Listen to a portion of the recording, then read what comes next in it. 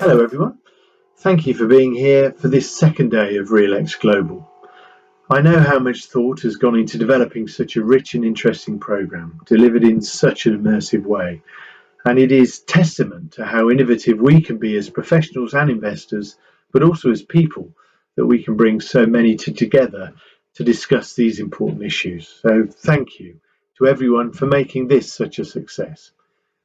A theme that I know was covered extensively on day one is change.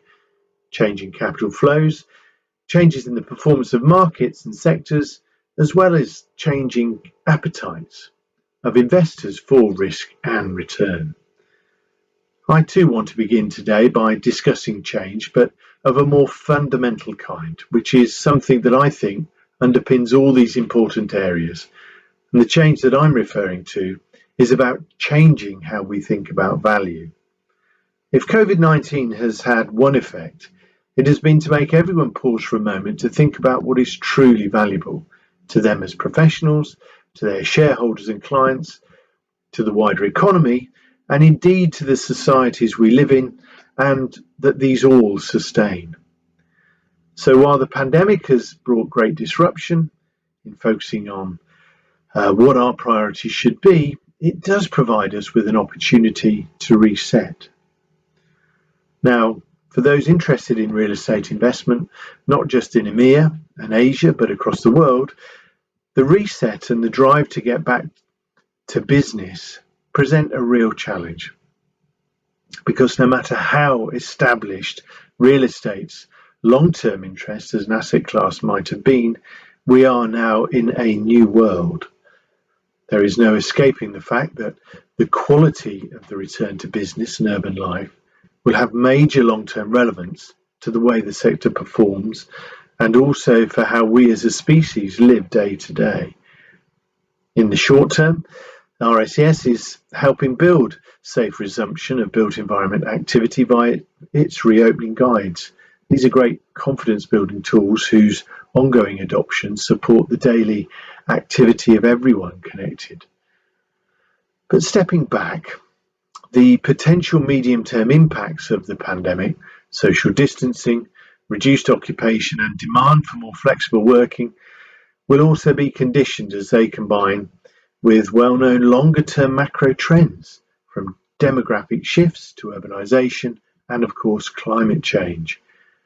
To take just climate, the 2018 OECD report on climate resilient infrastructure told us that $6.3 trillion per year would need to be invested globally from 2016 to 2030 to keep pace with urban development.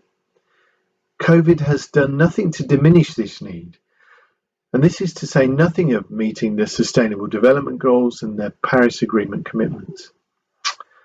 Of course, COVID has acted as an accelerant to the need for more livable space, more responsible use of resources, and more inclusive provision of good quality, effective infrastructure to meet the demand of the world's citizens. So what does this mean for investment? Well, I would like to leave you with three brief thoughts that might help frame discussions later in the programme. First, we need to radically prioritise ESG as meaningful strategic business drivers. The trend here is encouraging, but we need this to become mainstream, and I look forward to the outputs of the ESG session later in today's programme. Second, we need the practical tools to help us recognise how we make a difference. So standards and initiatives that support confident decision making, like the International Property Measurement Standard and the Task Force on Climate-Related Financial Disclosures in which RICS is partnered. These are paving the way to more consistent, transparent practice.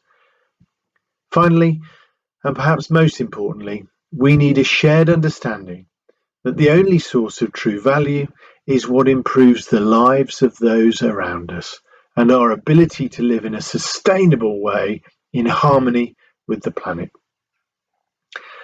There are many opportunities as we get back to business. I hope that working together we will do it in a way that delivers value for all.